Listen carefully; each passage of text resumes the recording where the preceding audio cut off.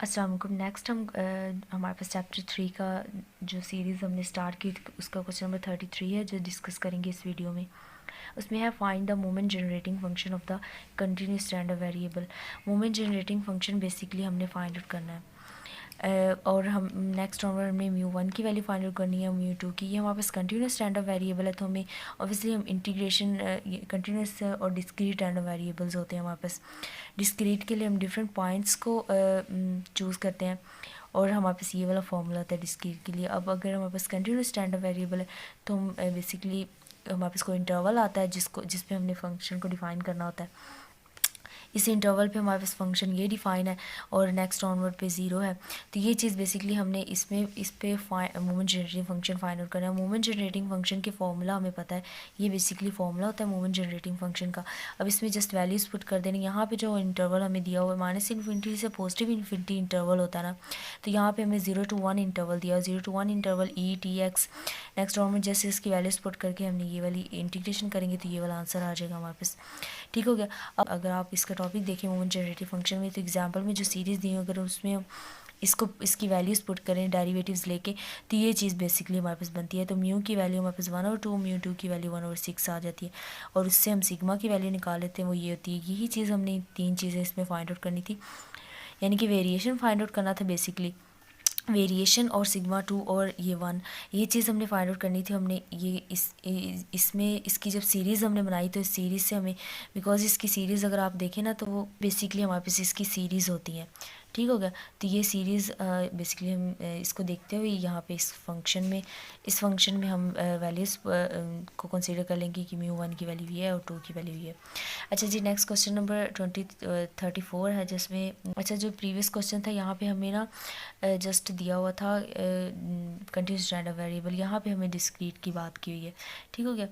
अब discrete random variable obviously हम sum up की फॉर्म यूज़ करेंगे तो समीशन यूज़ होगा E-T-X। नेक्स्ट जस्ट फॉर्मूले में से पुट करना है। तो यहाँ पे हम इसे नेक्स्ट ऑनवर्ड इस समीशन है तो इसके लिए हम ना, तो हम इसे रियल एनालिसिस में हमने ये फॉर्मूला पढ़ा हुआ इस समीशन के लिए, तो ये वाले फॉर्म से हम खोलने के लिए ये चीज़ कर लेंगे। ठीक हो गया। ये इनके दरम्यान बेसिकली जो ये फर्स्ट टर्म को कंसिडर करता है, आर इनके दरम्यान डिफरेंस होता है टू टर्म्स के दरम्यान, तो ये हम निकालेंगे इस तरह। नेक्स्ट ऑनवर्ड जब इससे करेंगे, ये क्वेश्चन ईजी है, नेक्स्ट राउंड जब इससे करेंगे तो ये हमारे पास कैंसिल हो जाएगी, ये वाली टर्म आ जाएगी। ऑब्वियसली हमें सीरीज़ के लिए हमें फर्स्ट डेरिवेटिव पता होना चाहिए, सेकंड डेरिवेटिव इस टर्म का, फर्स्ट डेरिवेटिव फाइंड आउट करेंगे तो हमारे पास ये चीज़ आ जाएगी। नेक्स्ट हमारे पास टी हमने ज़ीरो कंसीडर करना होता है। यह आपने मोमेंट जनरेटिंग फंक्शन की सीरीज़ में देखा है कि टी नेक्स्ट जस्ट हमें डेरिवेटिव देखने होते हैं इन दोनों के, first derivative second derivative, next हमने सीरीज़ को ज़ीरो पुट करना होता है। ठीक हो गया। अब यहाँ पे फर्स्ट डेरिवेटिव निकाला, सेकंड डेरिवेटिव निकाला, फिर उन टी को ज़ीरो कंसिडर किया तो वापस ये दोनों आंसर आ गए, यानी कि 3/2 फर्स्ट का आंसर आया, नेक्स्ट ऑनवर्ड सेकंड का 3 आया। तो ऑब्वियसली फिर अगेन वही कि म्यू वन म्यू टू और नेक्स्ट ऑनवर्ड उनका डिफरेंस निकाल के वापस से वेरिएशन हम निकाल लेंगे। ठीक हो गया।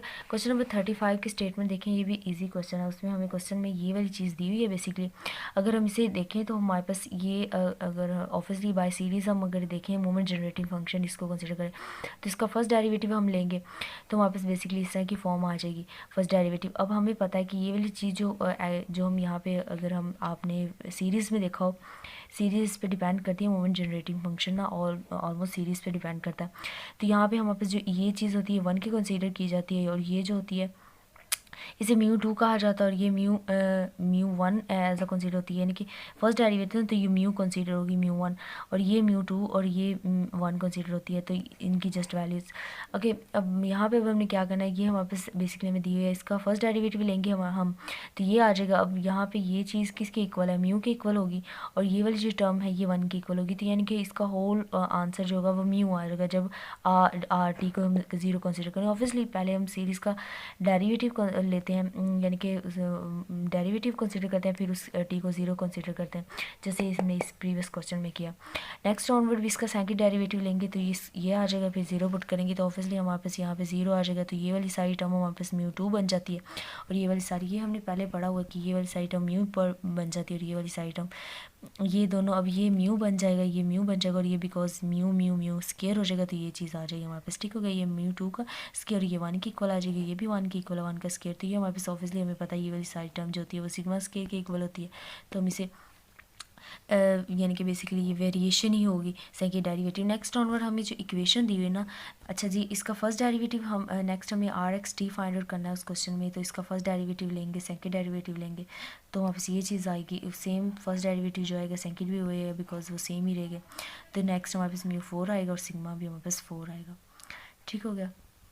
अगर इस क्वेश्चन से रिलेटेड कोई भी क्यूरी हो तो आप लोग पूछ लेगा। ओके जी, थैंक यू सो मच।